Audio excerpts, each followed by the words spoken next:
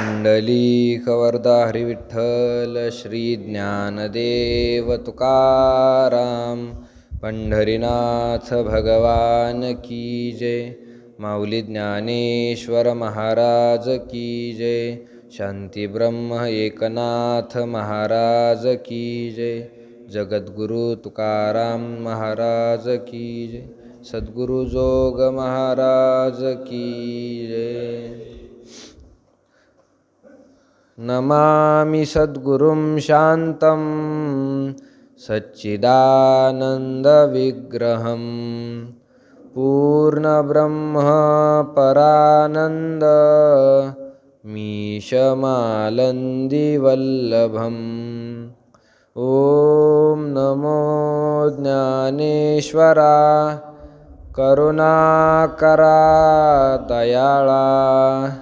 तुमचा अनुग्रह लाधलो पावन झालो चराचरी। मी कळाकुसरी काहीच नेने बोलतो वचने अतिभाविका। तुमचा अनुग्रह लाधलो पावन झालो चराचरी।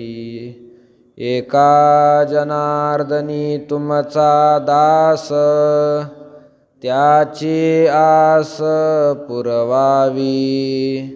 तुमचा अनुग्रह लाधलो पावन झालो चराचरी।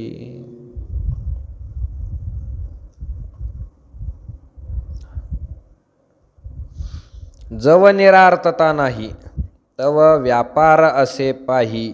मग संतुष्टीच्या ठाई कुंठे सहजे। ज्ञानोबराय तिसऱ्या अध्यायावर भाष्य करत असताना सुरुवातीला अर्जुनाचा जो मोह आहे त्या मोहामधून त्याला बाहेर काढण्यासाठी भगवान उपदेश करत आहे। आणि उपदेश करत असताना ज्ञानकांडापर्यंत उपदेश केला आणि मग अर्जुनाने शंका केली की ज्ञान श्रेष्ठ आहे तर मग युद्ध का करायला लावतो। मग त्या शंकेचं उत्तर देण्यासाठी भगवंतांनी सुरुवात केलेली आहे। आणि उत्तर देण्याच्या अगोदर थोडासा त्याची प्रस्तावना म्हणून त्याची पूर्वपीठिका म्हणून भगवंताने अर्जुनाला सांगितलं की या जगतामध्ये माझी प्राप्ती करून घेण्याचे, या जगतामध्ये मनुष्याला भगवंताची प्राप्ती करून घेण्याचे किती मार्ग सांगितले? 2 मार्ग। 2 मार्ग या जगतामध्ये असे आहे की त्या मार्गाने मनुष्याला काय करता येतं? देवाची प्राप्ती करून घेता येते, मनुष्याला भगवंताची प्राप्ती करून घेता येते। असे 2 मार्ग भगवंतांनी सांगितलेले आहे। कोणते कोणते 2 मार्ग ते आहे? बोला, कोण सांगतं? भगवंताच्या प्राप्तीचे 2 मार्ग। ज्ञान मार्ग एक आहे आणि दुसरा कर्म मार्ग सांगितला। 2 मार्ग सांगितले। भक्ती करून ते मार्गाचं भजन करून देवापर्यंत पोहोचण्याचे 2 मार्ग। एक कर्माचा मार्ग आहे आणि दुसरा भक्तीचा मार्ग आहे। तर मग जो कर्माचा मार्ग आहे त्या कर्माच्या मार्गाने जात असताना नैष्कर्म्य अवस्था ज्याला प्राप्त करायची, तर कर्माचा ज्याने त्याग केला त्याला ही अवस्था प्राप्त होणार नाही, असं कालच्या चिंतनामध्ये आपण पाहिलं। त्याचं विश्लेषण पुढे ज्ञानोबराय करतात। जव निरार्थता नाही तव व्यापार असे पाही। मग संतुष्टीच्या ठाई कुंठे सहजे। जव निरार्थता नाही, निरार्थता शब्दाचा अर्थ होतो निरीच्छपणा, अंतकरणात इच्छा नसणं। अर्थता म्हणजे इच्छा आणि निरार्थता म्हणजे इच्छा नसणं। जोपर्यंत निरीच्छपणा अंतकरणामध्ये येत नाही तोपर्यंत व्यापार म्हणजे त्याचं कर्म हे सुरूच राहणार आहे। कर्म सुरूच राहणार आहे, कारण कर्म हे नंतरची पायरी आहे। अगोदर अंतकरणामध्ये त्याची काय व्हावी लागते? इच्छा व्हावी लागते। इच्छा झाल्याशिवाय मनुष्य कर्मामध्ये प्रवृत्तच होत नाही, कर्मामध्ये प्रवृत्त होत नाही। कर्म हे इच्छेचंच पिल्लू आहे। इच्छेचं बालक म्हणजे कोण आहे? कर्म आहे। इच्छा झाल्यानंतर कर्म आहे। तुम्ही आता दिवसभर कर्म करता, वेगवेगळे प्रकारचे आपापल्या परीने आपण कर्म करत असतो. तर कर्म आपण जे करतो ते असं उगाच नाही करत. त्याच्या अगोदर काय व्हावी लागते? इच्छा व्हावी लागते. इच्छा झाल्याशिवाय मनुष्य कोणतंच कर्म करत नाही. इच्छेनेच आपापले सगळे कर्म माणसं करत असतात. म्हटले मग काही काही इच्छा नसतानाही काही कर्म करावं लागतं. असं पण होतं ना कधी कधी. आपल्याला ते करण्याची इच्छा नसते पण तरी पण करावं लागतं, काही कारणामुळं करावं लागतं. असंही कधी कधी घडतं. पण असं जरी घडत असलं तरीसुद्धा तेही इच्छेनेच होतं. मला हे कर्म करण्याची इच्छा नाही पण हे कर्म मला करावं लागत आहे अशी इच्छा होती आणि त्या इच्छेपासून कर्म होतं. ज्ञानोबाराय म्हणतात, आवडे ते वृत्ती किरटी आधी मनवनीची उठी मग ते वाचा दिठी कराशी. अगोदर अंतकरणामध्ये इच्छा होती कर्म करण्याची आणि मग ते वाचायला येत असतं, तेच आपल्या हातामधून प्रगट होतं, तेच आपण क्रिया करत असतो. जव निरार्थता नाही तो व्यापाराशी पायी. जोपर्यंत अंतकरणात इच्छा आहे तोपर्यंत कर्म घडत राहतं आणि जेव्हा अंतकरणातील इच्छा संपते मग संतुष्टीच्या ठाई कुंठे सहजे. ज्ञानोबाराय म्हणतात, अंतकरणातील इच्छा संपली का मग संतुष्टीच्या ठाई कुंठे सहजे. मनुष्याचं जीवन कसं होतं? संतुष्ट होतं. संतुष्ट कुंठे सहजे, मग कर्म त्याचं संपून जातं. इच्छा संपली की तो संतुष्ट झाला. संतुष्ट सततम योगी यथा आत्मा दृढ निश्चय. मनुष्य संतुष्ट होऊन जातो. जे असेल त्याच्यामध्ये त्याला काय वाटतं? समाधान वाटतं. कधी? अंतकरणातील इच्छा संपली की मनुष्याचं मन समाधानी होतं. जोपर्यंत इच्छा आहे तोपर्यंत समाधान नसतं, तोपर्यंत मिळावं वाटतं. पण इच्छाची एकदा संपली का मग माणूस समाधानी राहतो. मग कोणी काही द्यायला जरी लागलं तरी म्हणतो नको, मला याची काय नाही, गरज नाही. मग संतुष्टीच्या ठाई कुंठे सहजे, म्हणजे संतुष्ट झाला की सहजे कुंठे त्याचं कर्म संपून जातं. कर्म करण्याची गरज नाही.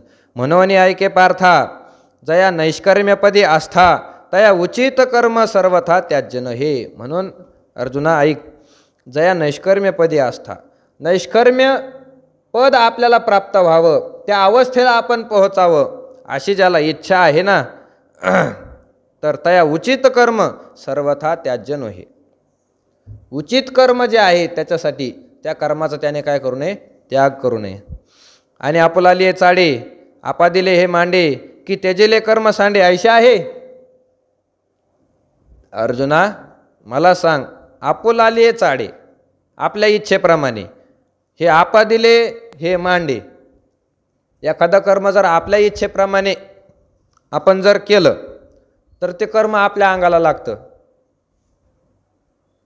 अर्जुना आपल्या इच्छेने जर आपण एखादं कर्म केलं, मला हे कर्म करायचं म्हणून, आणि त्या कर्माचं पाप पुण्य आपल्याला लागलं, किंवा की त्यजिले एखाद्या कर्माचा आपण त्याग करून टाकला, कर्म सांडे, त्याचं पाप पुण्य आपल्याला लागत नाही, असं काय आहे का?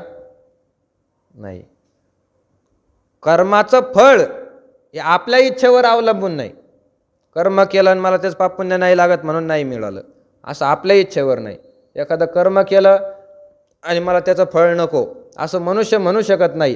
कर्म करण्यापर्यंतच आपलं स्वातंत्र्य आहे. कर्म करण्यापर्यंत स्वातंत्र्य आहे. कर्म करण्यामध्ये भगवंताने स्वतंत्रता दिलेली आहे. तुमच्या इच्छेवर आहे, तुम्हाला कोणतं कर्म करायचं हे तुमच्या इच्छेवर आहे. भगवान सांगतात या जगामध्ये दोन वाट आहे, दोहीकडे दोन्ही वाहतील वाटा करीतील साठा आपुलाला. दोन वाटा जगामध्ये पडलेल्या आहे. तुम्हाला जायचं कोणत्या वाटेने तुम्ही तुमचं ठरवा. तुकोबाराय सांगतात तुम्हाला कोणत्या वाटेने जायचं ते तुम्ही ठरवा, पण दोन वाटा या जगामध्ये आहे. दोहीकडे दोन्ही वाहतील वाटा करीतील साठा आपुलाला. दोन वाटा आहे आणि त्या दोन वाटा भिन्न भिन्न दिशेने जात आहे. दोन वाटा दोन रस्त्याने जातात. तुम्हाला कोणत्या वाटेने जायचं ते तुम्ही पहा. कुठं जातात त्या दोन वाटा, कोणत्या दोन वाटा आहे हे सांगताना तुकोबाराय त्याच्या अगोदर सांगतात की देव होई जे तर देवाची संगती आणि पतन पंगती जगाची या. दोन वाटा या जगतामध्ये आहे. कोणत्या वाटा? एक जगाची वाट आहे, एक लोकाची वाट आहे लोकाची, आणि दुसरी देवाची वाट आहे. या जगामध्ये दोनच वाट आहे, देवाची वाट आहे आणि लोकाची वाट आहे, तिसरी वाट या जगतामध्ये नाही. आता तुम्ही ठरवा कोणत्या वाटेने तुम्हाला जायचं. तुम्हाला स्वतंत्रता दिलेली आहे तुमच्या मनाने, काही बळजबरी नाही, याच वाटेने गेलं पाहिजे त्याच वाटेने गेलं पाहिजे. तुम्हाला देवाच्या वाटेने जायचं की जगाच्या वाटेने जायचं तुम्ही तुमचं ठरवा. तुम्हाला मनुष्य देह दिलेला आहे, तुम्ही तुमचं पहा. आणि दोन्ही वाटा कोणत्या फलाला प्राप्त होतात, कुठं जातात वाटा, ते सुद्धा सांगितलेलं आहे. देव होई जेते, देवाचे संगती, आणि पतन पंगती जगाची. जर तुम्ही देवाच्या वाटेने गेले, देवाच्या वाटेने गेले तर तुम्हाला काय मिळणार आहे. तुकोबाराय सांगतात देव होई जेत, तुम्ही देव होऊन जाताल. देवाच्या वाटेने जर तुम्ही गेले तर तुम्हाला देव मिळेल असं नाही, तुम्हीच देव होऊन जाताल, तुम्हीच देव होता, तुम्हीच देव देवाच्या वाटेने गेले तर. आणि जगाच्या वाटेने जर गेले, लोकाच्या वाटेने जर गेले तर पतन पंगती जगाची. या जगताच्या पंगतीमध्ये बसल्यानंतर पतनच आहे. पतन, पतन म्हणजे त्याचं अधपतन, नरकवास त्याला प्राप्त होतो. अशा दोन वाट आहे. खोटं वाटत असेल तर अनुभवाने पहा, खोटं वाटत असेल तर अनुभवाने पहा. आजपर्यंत जे लोक होऊन गेले ते लोक या दोनच मार्गाने गेलेले आहे. काही लोक जगाच्या वाटेने गेले आणि काही लोक देवाच्या वाटेने गेले. तर देवाच्या वाटेने जे गेले त्यांचं काय झालं आणि जगाच्या वाटेने जे गेले त्यांचं काय झालं ते पहा, त्यांचं काय झालं ते पहा. तुकोबाराय, तुकोबाराय सारखे संत आहे हे देवाच्या वाटेने गेलेले लोक आहे. तुकोबाराय अधिक संत कोणते, देवाच्या वाटेने गेले. वेद मार्गे मुनी गेले, त्याची मार्गे चालिलो.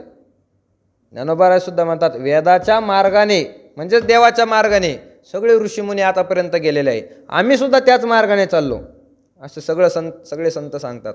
मग तुकोबाराय सुद्धा हे देवाच्या वाटेने गेलेले होते, जगाच्या वाटेने गेले नाही, जगाच्या वाटेने गेले नाही, देवाची वाट धरली होती. आणि असाही एक वर्ग आहे की तो देवाच्या वाट त्याला माहीतच नाही, तो फक्त जगाच्या वाटेने चालतो, लोकाच्या वाटेने चालतो, लोकाच्या वाटेने. दुसरीकडे दूर जायचं काम नाही. आपलेच आई वडील, आजे पंजे, खापर पंजे, कोणी असतील माळकरी भक्त, पण सगळेच नसतात. हे सगळे जगाच्या वाटेने गेलेले, जगाच्या वाटेने. तुकोबाराय देवाच्या वाटेने गेले आणि आपले आईबाप आजे पंजे सगळे जगाच्या वाटेने गेलेले आहे. दोन्हीमध्ये किती फरक आहे तुम्ही पहा, दोन्हीमध्ये किती फरक आहे, किती फरक आहे. तुकोबाराय देवाच्या वाटेने गेले, आयुष्यभर देवाच्या वाटेने गेले तुकोबाराय.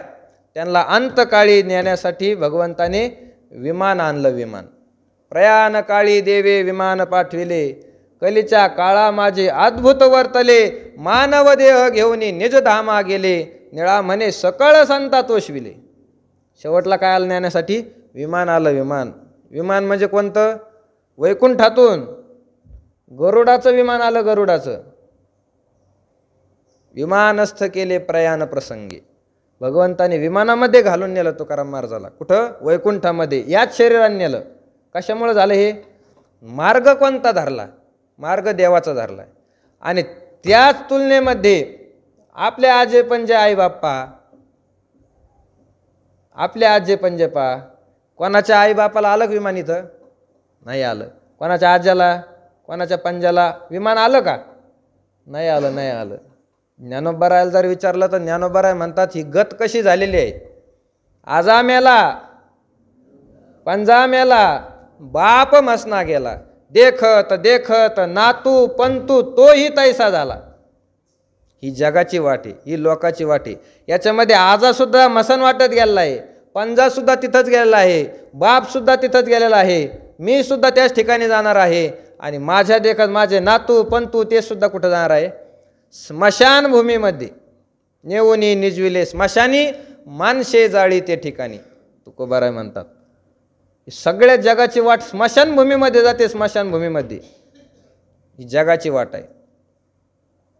कीर्तिरूपाने सुद्धा तुमच्या लक्षात येईल ज्ञानोबारायांचा हे जे वर्ष आहे, चालू वर्ष, हे चालू वर्ष म्हणजे ज्ञानोबारायांच्या जन्माला 750 वर्ष आज पूर्ण झाले.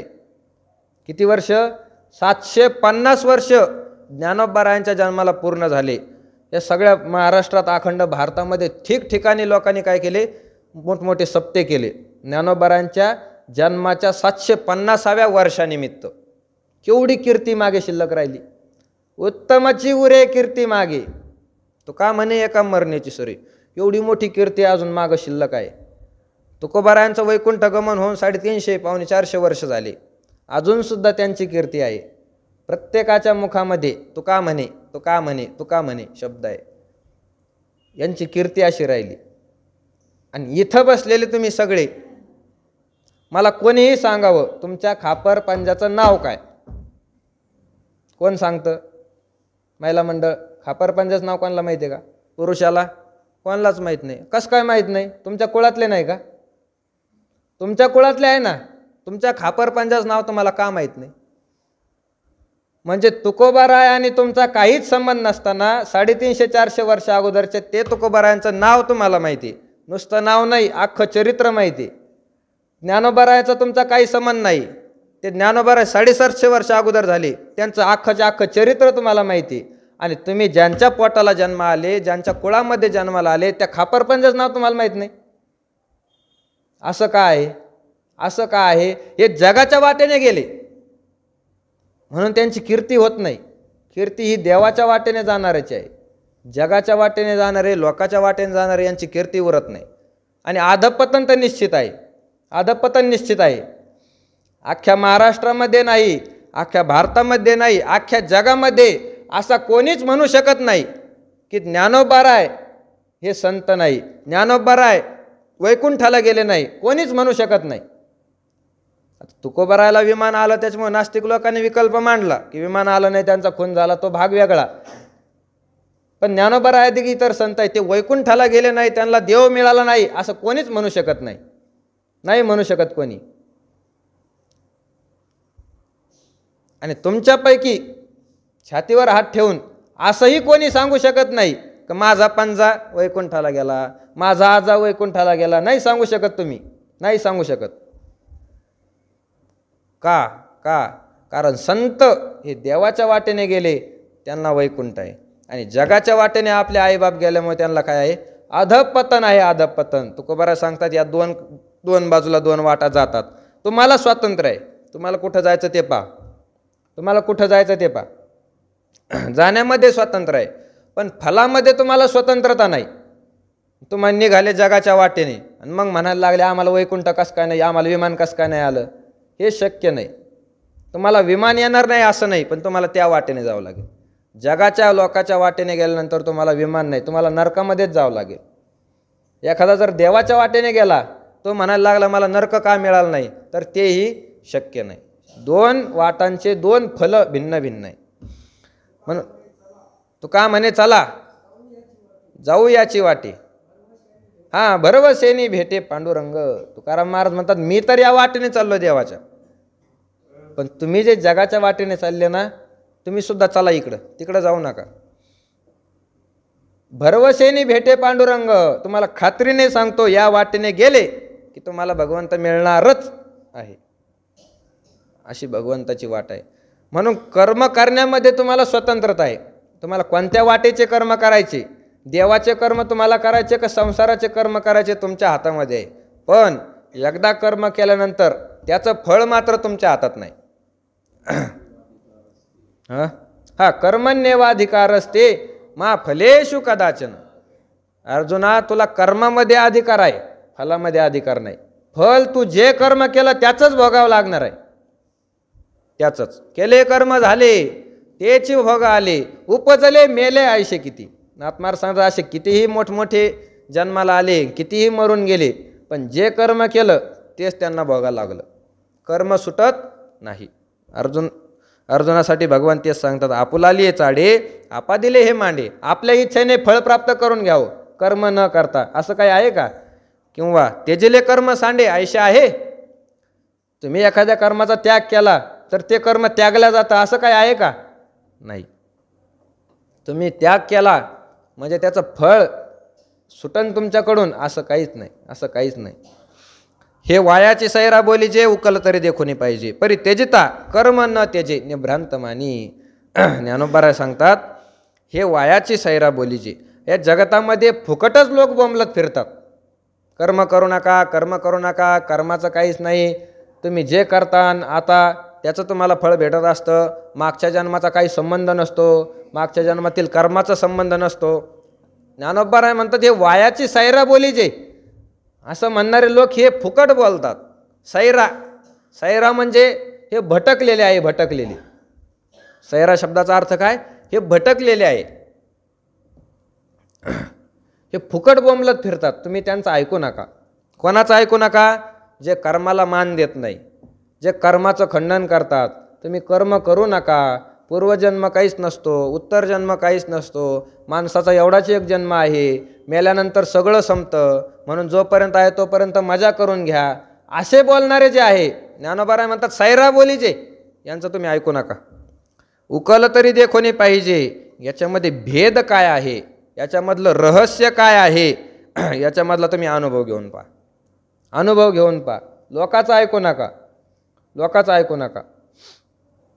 लोक सरळ सांगतात हे पूर्वजन्म वगैरे काही नसतं, एवढाच एक माणसाचा काय आहे जन्म आहे, पूर्वजन्म नाही, असं सरळ सांगतात लोक. पण ज्ञानोबा म्हणतात त्यांचं ऐकू नका, तुम्ही तुमच्या मताने अनुभव घेऊन पहा.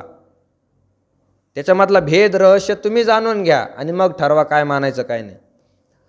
मला सांगा, जर पूर्वजन्म मानला नाही तर कर्माची संगती कशी लागणार? बाबा नेहमी सांगत असतात या जगतामध्ये असेही काही लोक आहे, असे काही लोक आहे की जन्माला येण्याच्या अगोदरच त्यांच्या नावावर कोट्यवधी संपत्ती होऊन जाते, कोट्यवधी संपत्ती. भारतातला श्रीमंत अंबानी, त्या अंबानीला मुलगा होणार, तर त्या मुलाने संपत्ती कमवण्यासाठी किती कष्ट केले, किती कष्ट केले? काहीच केलं नाही. तो जन्माला येण्याच्या अगोदर त्याच्या नावावर कितीतरी एकर जमीन होती. असा वर्ग या जगतामध्ये आहे, त्याने काहीच कर्म केलं नाही, जन्माला येण्याच्या अगोदर तो काय आहे कोट्यवधी संपत्तीचा मालक आहे. आणि असेही काही लोक या जगतामध्ये आहे की मरेपर्यंत कष्ट करतात, मरेपर्यंत कष्ट करतात, तरीसुद्धा त्यांच्याच्यानी स्वतःला राहण्यासाठी एक घर बांधणं होत नाही. असे सुद्धा लोक या जगतामध्ये आहे. मग याची संगती काय? एकाला जन्माच्या अगोदर कोट्यवधी रुपयाचा मालक होतो आणि एक मरेपर्यंत कष्ट करून सुद्धा त्याच्याच्यानी घर बांधणं होत नाही. असं कसं होतं? मग हा भेद कसा? तर याचं उत्तर साधू संत सांगतात, याचं कारण पूर्वजन्माशी संबंधित आहे. पूर्वजन्माचं प्रारब्ध आहे आणि त्या प्रारब्धामुळे एका जणाला कोट्यवधी रुपयाचा मालक झाला आणि दुसऱ्याचं प्रारब्ध नसल्यामुळे त्याने कितीही कर्म करू द्या त्याला मिळत नाही. म्हणून पूर्वजन्म मानावा. ज्ञानोबा म्हणतात हे वायाची सैरा बोलीचे, उकल तरी देखोनी पाहिजे. तुम्ही लक्षात घेऊन पहा. परी त्यजिता कर्म न त्यजे निभ्रांत मानी. कर्माचा त्याग केला म्हणजे ते त्यागल्या जातं असं अर्जुना मानायचं काहीच कारण नाही. निभ्रांत मानी, संशय रहित होऊन तू हे ऐक माझं की कर्माचा त्याग केला म्हणजे त्याग होतो असं काही नाही. कर्माचा त्याग केल्याने त्याग होत नाही, भोगावंच लागतं, भोगावंच लागतं. कर्म भोगल्याशिवाय सुटू नये असा भगवंताचाच संकल्प आहे. नाही कश्चित क्षणमपि जातु तिष्ठत्य कर्मकृत कार्यते ह्यवश कर्म सर्व प्रकृती जैर्गुणैहि. भगवान सांगतात हे अर्जुना, मनुष्य जो आहे तो कश्चित क्षणमापी कोणत्याही क्षणामध्ये, जातू कोणत्याही काळामध्ये, अकर्मकृत न तिष्ठती कर्म केल्याशिवाय राहू शकत नाही. कारण ही प्रकृती जैहि गुणैहि, प्रकृतीद्वारा निर्माण झालेले जे गुण आहे त्या गुणांच्या द्वारामुळे सर्व कर्म अवश्य कार्यते. मनुष्य परतंत्र होऊन सगळे कर्म करत असतो. जव प्रकृतीचे अधिष्ठान तव सांडी मांडी हे अज्ञान, जे चेष्टा ते गुणाधीन अपैशी असे. जो प्रकृतीचे स्वभावाचं जोपर्यंत आपल्यावर स्वातंत्र्य आहे, अनुष्ठाने आपण जोपर्यंत आपल्या प्रकृतीच्या ताब्यामध्ये आहे, प्रकृतीचा आपण आश्रय केलेला आहे, तोपर्यंत सांडी मांडी हे अज्ञान, हे कर्म करावं हे कर्म करू नये हे असं बोलणं आहे ते सगळं अज्ञानाचं आहे. जे चेष्टा ते गुणाधीन अपयशी असे. ज्ञानोबा म्हणतात मनुष्याच्या क्रिया या आपोआप त्याच्या गुणामुळे होत असतात. गुणामुळे प्रत्येक मनुष्यामध्ये 3 गुण असतात. काही लोकांमध्ये काही लोक सत्वगुणी असतात, काही रजोगुणी असतात, काही लोक तमोगुणी असतात. हे लोकांमध्ये प्रकाराचे 3 तुका म्हणे केले जन. 3 प्रकारचे लोक या जगतामध्ये आहे, सात्विक, राजस आणि तामस. तसं जर पाहिलं तर प्रत्येक मनुष्यामध्ये 3 गुण असतात.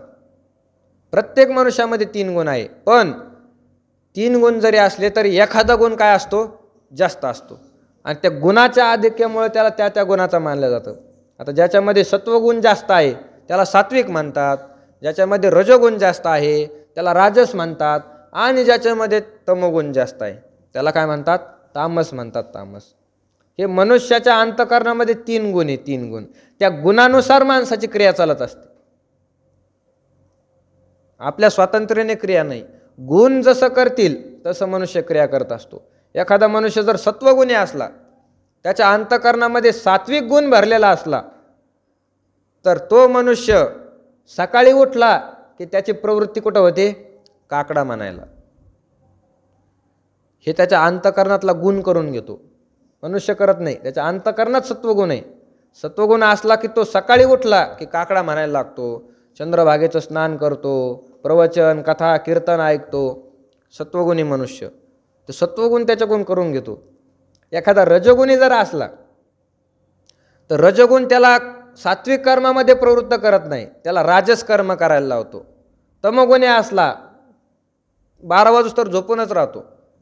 त्याच्या अंतःकरणातले गुण त्याच्याकडून कर्म करून घेतात. म्हणून ज्ञानोबा सांगतात चेष्टा ते गुणाधीन अपयशी अशी. सगळ्या क्रिया ह्या गुणाच्या अधीन झालेल्या आहे. देखे विहित कर्म जे तुले ते सगळे जरी ओसंडिले तरी स्वभाव काय निमाले इंद्रियांचे. ज्ञानोबा म्हणतात हे अर्जुना, जेवढे काही विहित कर्म आहे ते सगळ्याचा जरी तू त्याग केला, विहित कर्माचा जरी त्याग केला, कुठे प्रवचनाला गेला नाही, कीर्तनाला गेला नाही, कोणतंच विहित कर्म केलं नाही, तरीसुद्धा इंद्रियांचे स्वभाव काय निमाले. इंद्रियाचा स्वभाव काय मरून गेला काय अर्जुना. इंद्रिय तर त्याचं कर्म करणारच आहे. उदाहरण देतात, सांगे श्रवणी ऐकावे ठेले की नेत्रीचे तेज गेले, हे नासा रंध्र बुझाले परिमळ निघे. सांग अर्जुना, कर्म करायचं नाही, कर्म करायचं नाही असं तू म्हणतो, तर सांगे श्रवणी ऐकावे ठेले, कोणतंच कर्म करत नाही. कानाने ऐकणं बंद केलं का, बंद केलं का. माणसाने ठरवलं आता आपल्याला काहीच करायचं नाही, एका ठिकाणी बसून राहायला, आणि कोणी बोलायला लागलं आणि मग कानाने सुद्धा त्याचं ऐकणं बंद केलं. असं कधी घडतं का, नाही. कान ऐकणं कधी बंद करत नाही, म्हणजे ऐकण्याचं कर्म सोडत नाही. सांगे श्रवणी ऐकावे ठेले की नेत्रीचे तेज गेले, डोळे पाहण्याचं सोडून देतो का. डोळा उघडला म्हणजे त्याला पुढचं दिसणारच आहे, हे कर्म सुरूच असतं. हे नासारंध्र बुझाले परिमळ निघे. अर्जुना, कर्म न करायचं असं जरी ठरवलं तरी तुमचं नाक काय बंद पडतं काय, त्याला चांगला वास वाईट वास येतच असतो. हे कर्म सुरूच असतं. ना तरी प्राणापान गती की निर्विकल्प झाली मती, की शुद्धा तृषादी आरती खुंटलिया. प्राणगती, श्वास घेणं श्वास सोडणं हे तर चालूच आहे ना, हे कधी बंद पडत नाही. की निर्विकल्प झाली मती, बुद्धी विचार करायचं सोडून देते का कधी. बुद्धीचं नेहमी चिंतन काही ना काही चालूच असतं. याच्या क्रिया कधी बंद पडत नाही. कोणतं कर्म अर्जुना तू म्हणतो मी कर्म करायचं सोडून देतो, कर्म करायचं सोडून देतो, सगळंच चालू आहे. की क्षुधा तृषादी आरती खुंटलिया, कर्म करायचं नाही असं म्हटल्यावर भूक संपून जाते का, नाही. त्याला भूक तरी लागणारच आहे, तहान तरी त्याला लागणारच आहे. हे स्वप्नावबोध ठेले की चरण चालू विसरले, हे असो काय नेमाले जन्म मृत्यू. कर्मच करायचं नाही तो मनुष्य कधी कधी झोपणारच आहे, कधी कधी झोपेतून उठणारच आहे, हे कर्म त्याचं सुरूच आहे. किंवा चरण चालू विसरले, जे कर्मच करायचं नाही त्याचे पाय काय चालायचं विसरून जातात का, विसरून जात नाही, पायाचं कर्म सुरू आहे. हे असो काय निमाले जन्ममृत्यू. ज्ञानोबा म्हणतात हे सगळं एक वेळ बंद पडेल जाऊ द्या, पण जन्ममृत्यू काय निमाले. तुमचे जन्ममृत्यू कधी बंद पडले का, नाही. मग कर्माचा त्याग सोपा नाही. हे न ठकेची जरी काही तरी सांडिले ते काही, म्हणून कर्म त्याग नाही प्रकृती म्हणतात. ज्ञानोबा म्हणतात आणि हेच जर तुमचं बंद पडत नसेल क्रिया, श्वास घेणं श्वास सोडणं बंद पडत नसेल, कानाचं ऐकणं बंद पडत नसेल, डोळ्याचं पाहणं बंद पडत नसेल, हेच क्रिया बंद पडत नाही, तुमचं जन्म मरण बंद पडत नाही, तर मग सांडील येते काही? कशाचा तुम्ही त्याग केला? नुसतं लोकांमध्ये सांगत फिरायचं आम्ही कर्माचा त्याग केला, कर्माचा त्याग केला. काय कर्माचा त्याग केला? सगळे कर्म जसे तसे चालू आहे, कान ऐकायचं बंद करीत नाही. हां, स्वपन श्वसन नुन्मिशन निन्मिशन नपी. हां, बरोबर आहे. म्हणजे कर्म करण्याचं काय होत नाही, बंद पडत नाही. सगळे आपापले कर्म हे सुरूच आहे, सगळे इंद्रियाचे कर्म. डोळा पाहण्याचं काम करतो, पश्यन शृण्वन स्पृश्यन जिघ्रन सगळं. आणि मग कोणत्या कर्माचा त्याग केला? पुढे ज्ञानोबा बोलतात, म्हणून कर्मत्याग नाही प्रकृती म्हणता. म्हणून प्रकृतीचे जे स्वाधीन आहे, मायेचे स्वाधीन आले, आपल्या स्वभावाच्या स्वाधीन झाले, त्या मनुष्याला कर्माचा त्याग कधीच होऊ शकत नाही. कर्मपराधीनपणे निपजत असे प्रकृती गुणे, येरी धरी मोकली अंत करणे वाहिजे वाया. कर्म हे मनुष्य स्वतः करत नाही, हे प्रकृतीकडून होत असतं. प्रकृती म्हणजे माया. माया मनुष्याकडून सगळे कर्म करून घेते. कर्म पराधीनपणे, आपण पराधीन झालेलो आहे, स्वतंत्र नाही, प्रकृतीच्या अधीन झालो आणि मग कर्म करायला लागलो. सगळे कर्म हे प्रकृतीच्या अधीन होऊन उत्पन्न होतात. पण ज्ञानोबा म्हणतात येरी म्हणजे जो माणूस आहे तो काय करतो? धरी मोकली अंत करणे वाहिजे वाया. मी हे कर्म केलं आणि मी या कर्माचा त्याग केला, असा फुकटच आपण काय घेतो? अभिमान घेतो. अभिमान, फुकट अभिमान घेतो. मनुष्याचा स्वभाव आहे की मनुष्य कर्माला आपल्यावर वढत असतो. वास्तविक कर्म आपण करत नाही, प्रकृतीचे जे गुण आहे ते गुण आपल्याकडून कर्म करून घेतात. पण मनुष्य अहंकार विमूढात्मा कर्ताह मिती मन्यते. भगवान सांगतात अहंकाराने जे मूर्ख झालेले आहे, हे मूर्ख लोक बोंबलत फिरतात. अहम करता, मी करता आहे, मी हे कर्म करतो, मी ते कर्म करतो. ज्ञानोबा म्हणतात ते अहंकाराने विमूढ म्हणजे मूर्ख झालेले आहे.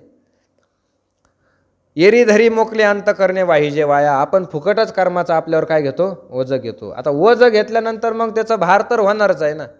सांगे पुढीलाचे ओझे जरी आपल्या माथा घेईजे, तरी का न दाटीजे धनुर्धरा.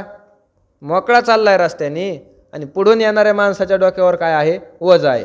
त्याच्या डोक्यावरचं ओझं आपल्या डोक्यावर घेतलं आणि मग म्हणायला लागला कसं जड वाटायला लागलं मला, अगोदर कसं मोकळं होतं. ते होणारच आहे. दुसऱ्याचं ओझं आपल्या डोक्यावर घेतल्यावर आपल्याला ओझं होणारच आहे. हे ओझं प्रकृतीच्या डोक्यावर आहे कर्म करण्याचं. ते प्रकृतीच्या डोक्यावरचं ओझं आपण आपल्या डोक्यावर घेतो. मी करताय म्हणतो, मी करताय. एखाद्यावर म्हणत असेल का हो ते काम लयच चांगलं झालं, हा सप्ताह तर खूपच छान प्रकारे पार पडला. मनुष्य असं म्हणत नाही की देवाची कृपा आहे वा आमच्यावर, संताची कृपा आहे म्हणून आमचा सप्ताह कसा झाला, व्यवस्थितपणे पार पडला.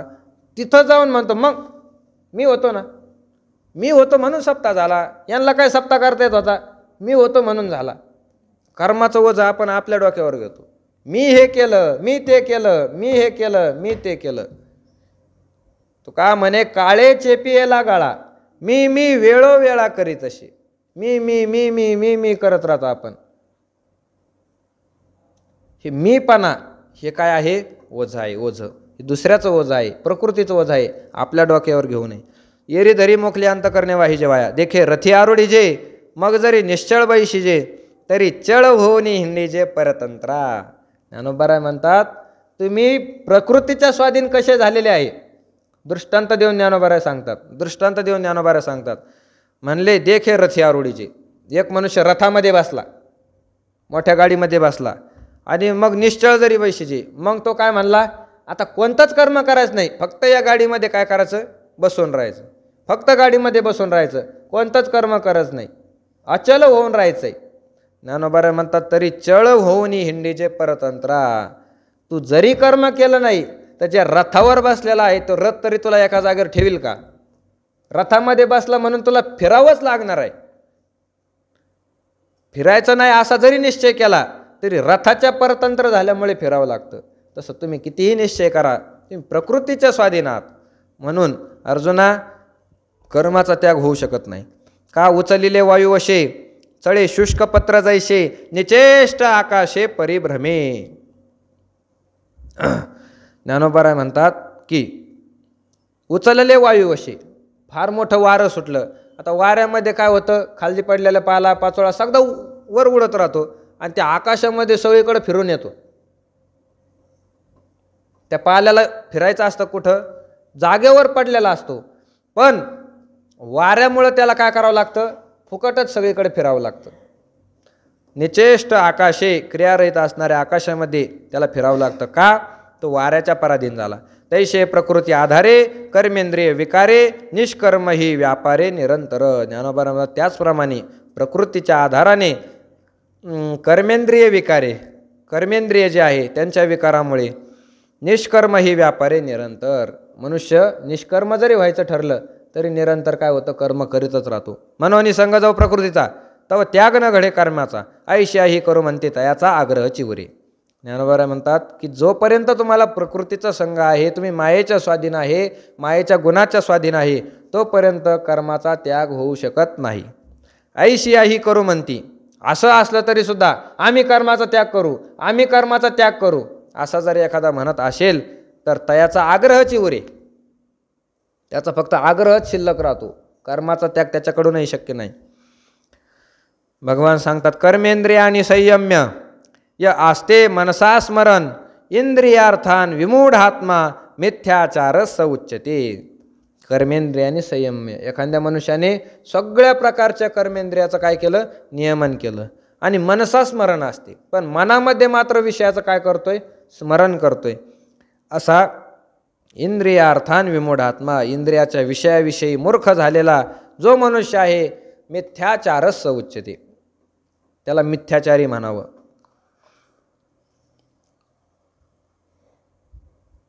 जे उचित कर्म सांडिती मग नैष्कर्म्य हो पाहती परी कर्मेंद्रिय प्रवृत्ती निरोधिनी. ज्ञानोबा म्हणतात की उचित कर्म जे आहे आपल्या वाट्याला, ते कर्म त्यागण्याचा ज्याने निश्चय केलेला आहे आणि ते कर्माचा त्याग करतात आणि मग नैष्कर्म्य अवस्था मला प्राप्त होईल असं जे विचार करतात, पण ते कसं करतात, कर्मेंद्रिय प्रवृत्ती निरोधिनी.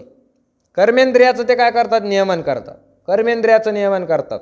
त्याने ठरवलं की पायाने कुठंही जायचं नाही, हाताने कोणतंही कर्म आता करायचं नाही, डोळ्याने आता कोणतीही वस्तू पाहायची नाही, नाकाने कशाचाही वास घ्यायचा नाही. असं कर्मेंद्रियाच्या प्रवृत्ती एखाद्याने रोखल्या म्हणजे कर्माचा त्याग घडत असतो का. तया कर्मत्याग न घडे जे कर्तव्य मनी सापडे वरी नटती ते पुढे दरिद्र जा. ज्ञानोबा म्हणतात तया कर्मत्याग न घडे, त्या मनुष्याला कर्माचा त्याग घडत नाही जे कर्तव्य मनी सापडे. अंतकरणामध्ये त्याला कर्तव्य मिळतं, अंतकरणामध्ये त्याला काय आहे, इच्छा आहे. भगवान म्हणतात मिथ्याचारच उच्यते, तो मनुष्य मिथ्याचारी आहे. मिथ्याचारी म्हणजे तो ढोंगी आहे, ढोंगी, वरून वरून दाखवणारा आहे, तो खरा नाही. साधूमध्ये बी दोन प्रकार असतात, काही खरे साधू असतात आणि काही ढोंगी साधू असतात. तुकोबाराय, ज्ञानोबाराय सारखे हे महात्मे मंडळी एक खरे साधू आहे. यांच्या अंतकरणातूनच विषयाचा काय झाला, त्याग झाला. अंतकरणामध्ये आता विषय त्यांच्या प्रवेशच करत नाही, अंतकरणातून विषयाचा त्याग केला. शब्द स्पर्श रूप रस गंध कोणत्याही विषयाला ते ग्रहण करत नाही. हे खरे साधू आहे. आणि त्यांच्याच बरोबरीने त्यांच्याच सारखे दिसणारे काही साधू असतात, त्यांना भगवंतांनी शब्द वापरला मिथ्याचारस उच्यते. तो साधू म्हणजे ढोंगी आहे, ढोंगी आहे. अंतकरणात तर सगळ्या विषयाची इच्छा आहे, पण वरून दाखवत असताना साधूपणासारखं काय लोकांमध्ये दाखवतो. अंगा लावून या राख डोळे झाकून करती पाप. उभारा म्हणतात वरून जर पाहिलं तर अंगाला सगळीकडे राख लावतात, भस्म वाढतात आणि लोकांमध्ये फिरतात. डोळे झाकून करती पाप, उघड उघड डोळे झाकून काय करतात, पाप करतात. पाप भस्म लावणारे, राख लावणारे अंगाला शंकराचे भक्त म्हणून घेतात, खुशाल गांजा वाढतं. डोळे झाकून करती पाप, वरून वरून नटणारे आहे, वरी नटती. ज्ञानोबारांनी शब्द वापरला वरी नटती, वरून नटणारे ते आहे. त्यांच्या अंतकरणातून विषयाच्या वासना अजून गेल्या नाही. वरी भगवा झाला ना आम्ही, अंतरी वश केला का आम्ही. मुक्ताबाई म्हणतात तया म्हणू नये साधू जगी विटंबना बाधू. त्याला साधू म्हणू नका. कोणाला, जो वरी नामे भगवा झाला, वरून वरून नावाने नुसता भगवा झाला, साधू झाला, पण अंतरी वश केला कामे, त्याच्या अंतकरणामध्ये काम नावाचा विकार अजून काय आहे, जागृत आहे, मेला नाही तो अजून. तया म्हणू नये साधू जगी विटंबना बाधू, जगासाठी ती काय आहे, एक विटंबना आहे, विटंबना, फार विटंबना आहे. आणि ती विटंबना मग सगळ्यालाच लागून जाते, सगळ्यालाच लागून जाते. आज सुद्धा तुम्ही समाजात पहा, साधू महात्मा संत या जगामध्ये आज नाही असं काहीच नाही, असं नाही. आज सुद्धा जगामध्ये काय आहे, संत आहे. आज सुद्धा या जगामध्ये साधू लोक आहे. त्याच्यामुळेच सगळं जगत चालू आहे. त्यांच्या साधनेने हे जगत चालू असतं. लोक सांगतात आता तुकाराम महाराजासारखे साधूच राहिले नाही, आता तुकाराम महाराजासारखे संतच राहिले नाही, असं सांगतात लोक. पण तसं नाही. ते राहिले नसते तर आज जगत चाललं नसतं. कोणी कोणी कुठं कुठं एक ना एक साधू तरी शिल्लक असतो त्या भागामध्ये. तो साधूमुळे तो भाग काय असतो, सुरक्षित असतो. ज्या भागामध्ये संत आहे, ज्या भागामध्ये साधू महात्मा आहे, तर त्यांच्या महात्म्याच्या तपाच्या सामर्थ्यामुळे आपला भाग काय असतो, नेहमी सुरक्षित असतो, सुरक्षित असतो. जिथं साधू संत राहत नाही तो भाग सुरक्षित राहत नाही, सुरक्षित राहत नाही. तुम्ही पहा की कोरोनाची एवढी मोठी महामारी आली, कोरोनाची एवढी मोठी महामारी आली. इतर देशामध्ये जेवढे लोक मेले त्या लोकांच्या मरण्याच्या मानाने भारतामध्ये काय 10-5% सुद्धा मेले नाही. इतर जगतामध्ये इतके मोठे लोक मेले, ते अमेरिका चीन तिकडं जर पाहिलं आपण, टी व्हीवर बातम्यावर येत होतं, किती लोक मेले तिकडं. तिकडं जेसीबीच लावलेली होती दवाखान्यापुढं. एक जेसीबी खड्डा करायला, दुसरी जेसीबी त्यात टाकायला आणि तिसरी माती दाबायला. इतके लोक मेले तिकडं. त्यांची गणना नाही किती मेले तरी, शासन आकडा सांगू शकत नाही एवढे एवढे लोक मेले. तसं भारतामध्ये एवढं नाही झालं. कुठं थोडंफार थोडंफार प्रत्येक गावामधून 2-2, 3-3, 2-2, 3-3 सापडले तर सापडले, फार नाही मेले. कशामुळं होतं हे साधूचा परिणाम आहे. त्या त्या भागावर त्यांचं संरक्षण असतं. इतर ठिकाणी आता संत साधू बाहेर देशामध्ये काही नाही, हे भारतामध्येच पाहायला मिळतं, त्यांचं संरक्षण असतं. म्हणून जे खरे साधू आहे ते आतासुद्धा या जगतामध्ये आहे, आतासुद्धा या जगामध्ये आहे. आणि त्यांची सेवा जर आपल्याला घडली तरच आपल्याला काय आहे, मोक्ष आहे, मोक्ष आहे. लोक सांगतात फक्त ज्ञानोबा आहे तुकोबा आहे यांचंच काय करा, नामस्मरण भजन करा, आताच्या लोकांकडे पाहू नका. तसं नाही, तसं नाही. तुम्ही फक्त गाथा ज्ञानेश्वरी एवढंच वाचू शकता, पण साक्षात त्या महात्म्याची सेवा तुम्ही नाही करू शकत. तुम्हाला सेवा करण्यासाठी आजच्या काळात ज्ञानोबा येऊ शकतात का? नाही तुमच्याकडे सेवा करण्यासाठी. तुम्हाला जरी सेवा करायची इच्छा झाली तरी तुकोबा येऊ शकतात का? नाही येऊ शकत. सेवा करण्याची इच्छा झाली नाथ महाराज येऊ शकतात का? नाही येऊ शकत. तुम्ही त्यांचं फक्त गाथा ज्ञानेश्वरी भागवत वाचू शकता, त्यांचं नामस्मरण करू शकतात, एवढंच. त्यांची सेवा करायची संताची, तर आजच्या काळामध्ये जे संत उपस्थित आहे त्यांचीच काय करावी लागते, सेवा करावी लागते. म्हणून संत नेहमी असतात, आजच्या काळामध्ये आहे. संत आजच्याही काळामध्ये आहे. संताचा अभाव कोणत्याही काळामध्ये नसतो. पण आज संत किती आहे? कोणी सांगू शकता या जगामध्ये किती संत असतील? काही थोडेफार विरळे असतात, विरळे, मोजके मोजके, एखाद्या भागामध्ये एखादा भागामध्ये एखादा, विरळे असतात संत महात्मे. पण कीर्तनकार किती आहे याची गणना आहे का? याची गणना नाही. मला वाटतं 10-15 वर्ष अगोदर गणना झाली होती, तर या महाराष्ट्रामध्ये 10-15 वर्ष अगोदर 26,000 कीर्तनकार होते. कीर्तनकारची गणना केली ती आपली, ठोकळ ठोकळ ठोकळ ठोकळ 26,000 कीर्तनकार निघले होते 10-15 वर्ष अगोदर. आता किती झाले असतील याचा पत्ता नाही. याच्यात संत किती आहे कोणीच सांगू शकत नाही. उगा थोडेफार मोजके, बोटावर मोजणे इतके संत आहे. सगळे संत नाही, सगळे ढोंगी आहे असंही काही नाही, असं सुद्धा काही नसतं. सगळेच ढोंगी आहे असं काही नाही. काही साधक लोक सुद्धा आहे जे अजून संत पदाला पोहोचले नाही, पण काय करतात, साधना करतात. पण याच्यामध्ये असा एक वर्ग आहे की त्याला मिथ्याचार शब्द आहे, तो ढोंगी आहे, ढोंगी. ते लोक काय करतात, वरून वरून संतासारखं सगळं आव आणून दाखवतात, मात्र अंतकरणामध्ये काय असतो, काम असतो. अंतकरणामध्ये अजून क्रोध शिल्लक असतो. म्हणून आता हे बरेच महाराज लोकांचे काय होऊ राहिले, एक प्रकरण उघडे पडायला लागले. या महाराजाने असं केलं, त्या महाराजाने तसं केलं. याच्यामुळं काय झालं, सगळ्यावरच तो आता आरोप यायला लागला की वारकरी संप्रदाय असाच आहे, या वारकरी संप्रदायातील कीर्तनकार सगळे असेच झाले. थोडेफार मोजके लोक असतात, पण त्यांच्यामुळे सगळ्या संप्रदायावर काय होतो, आरोप येतो. वरी नटती ते पुढे दरिद्र जाण. ज्ञानोबा म्हणतात हे लोक जे आहे ते वरून वरून नटतात, सोंग करून दाखवतात, पण खरं जर पाहिलं तर पुढे दरिद्र जाण. स्पष्ट स्पष्ट पुढे शब्दाचा अर्थ होतो स्पष्ट पद्धतीने ते दरिद्री लोक आहे, दरिद्री आहे. जे वरून सोंग दाखवतात आणि अंतःकरणामध्ये जे विषय असतात तर ते काय आहे, दरिद्री आहे. वरी नटती ते पुढे दरिद्र जाण. तया म्हणू नये साधू जगी विटंबना बाधू. त्यांची विटंबना आहे जगतामध्ये. ज्ञानोबा म्हणतात आयशे ते पार्था विषयासक्त सर्वथा ओळखावे तत्वता भ्रांती नाही. असे जे मनुष्य आहे ते सगळ्या प्रकारे विषयासक्त आहे असं ओळखून घ्या. अंतःकरणामध्ये विषय बसलेले आहे असं ओळखून घ्या तुम्ही. त्यांच्या वरच्या वागण्यावर भुलू नका. तत्वता ओळखावे भ्रांती नाही, याच्यामध्ये काही संशय नाही. आता दे अवधान प्रसंगे तुझं सांगेन या नैराश्याचे चिन्ह धनुर्धरा. हे अर्जुना तू आता काय कर, माझ्या बोलण्याकडे लक्ष दे. प्रसंग आला म्हणून मी तुला सांगतो काय, या नैराश्याचे चिन्ह धनुर्धरा. नैराश्य म्हणजे निरीच्छपणा. ज्या लोकाच्या अंतःकरणामध्ये कोणतीही इच्छा राहिली नाही ते लोक कसे असतात हे मी तुला सांगतो. आता या ठिकाणी भगवंतांनी परत निरीच्छ निष्कर्म्य निष्कर्म अवस्था, त्या अवस्थेचं निमित्त करून, अशी अवस्था कोणाला असते याचं निमित्त करून संताचं वर्णन करण्याकरता सुरुवात केलेली आहे. संताचं वर्णन करण्याकरता भगवंताचा सुद्धा अतिशय आवडीचा विषय.